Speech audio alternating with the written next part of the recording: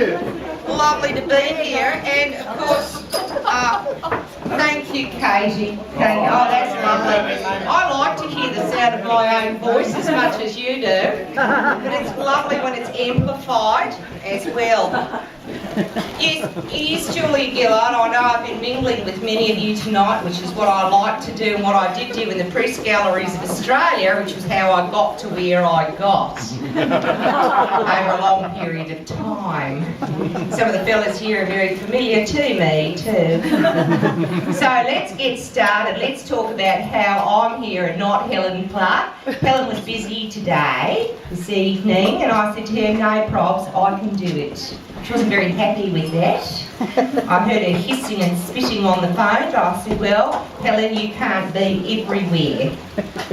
I met Katy in California when her second baby was being born. I was going to a political rally for the anti-South Africa Natal as one of the states there, but unfortunately I ended up in the anti-natal class. And it was disgusting and it was gross and it put me off having children ever for life. But I met Katy, which just goes to show there's always something positive and everything negative, isn't there? And Katy and I promised that we'd keep in contact. And I heard all about her birth experience and her children and everything else. And she said to me that she had a rough patch in the beginning. I said, well, mate, you probably shouldn't have shaved then.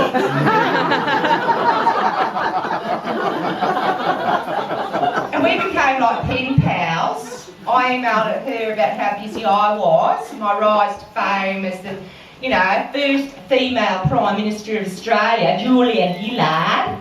It's a lovely name, isn't it, Gillard? A bit like lizard and gullet put together. Katy said she was so busy she didn't have time to shave under her arm. She looked like she had little Paulie Holmes shoved in a headlock. And I said to her that I was very busy too. And there were women at the anti-natal class, which was supposed to be a political rally, that said that in some days when they were pregnant, they ate chocolate cake, 3 tins of ice cream, 24 Mars bars, and half a dairy full of lollies. It was terrible to lose their appetite like that. And I thought, well, I'll just stick to politics and be quite happy. Thank you. I'm with Katy. I need to take my hard hat off. I've been here in Christchurch. There's not a lot to celebrate, is there, in New Zealand? But fortunately, Katy has a party and we all need to go on with life. So I take my hard hat off to Katy for going ahead, and I'm doing the hard yards too, as the Prime Minister of Australia. From the devastated to the celebratory. And let's face it, there's not a lot to celebrate.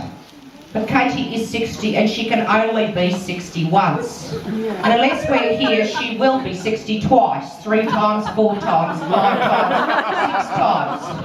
And that could be another emergency management plan that we need to put together, just to keep her sane later on. No, Katy, we were there. You turned 60 once and we were there. And we have photos and we have videos and everything. And it's really important one person is no greater or no lesser than a whole community or a nation. That's not my hair, by the way, they're streamers. I'd like you to know that my partner is a hairdresser, so that even in a state of emergency management, most women in New Zealand and Australia can feel assured that my hair will look good. And I think that's a great feeling of relief to know that no matter what, my hair will look good. And I can change and rearrange myself at any moment.